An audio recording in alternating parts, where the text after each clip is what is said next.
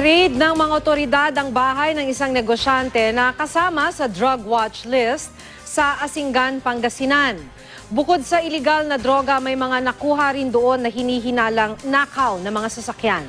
Makibalita tayo kay Joan Ponsoy ng GMA Dagupan. 5 pakete ng hinihinalang shabu, isang improvised caliber 22 at 5 bala nito at mahigit 400,000 pisong halaga ng pera ang nakumpiska ng mga otoridad sa bahay ni Cristina Balicod ng Barangay Poblacion East, Asingan, Pangasinan. Nag-apply kami ng search warrant sa MTC for violation of 10591 kasi mayroon kaming info na si Madam Cristina Balicod ay nagpuposes siya ng mga baril. Kabilang daw sa drug watch list ng pulisya si Balicod na agad inaresto. Ayon sa mga otoridad, sa bahay ng sospek din ibinabagsak ang mga alagang kambing na ninakaw daw mula sa iba't ibang bayan. Ang allegation niya, ma'am, is ipon niya daw. Kita niya daw dun sa pagtitinda ng mga kambing.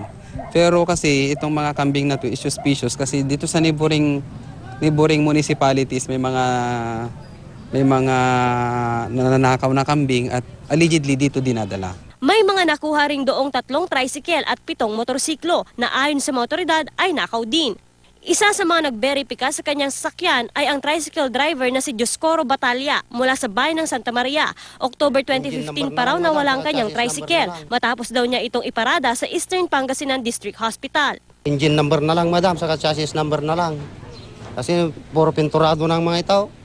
Pinturado na, kaya mahirapan na tayong Tumangging magbigay ng pahayag si Balicod. Joan Punsoy, Nagbabalita, Pilipinas.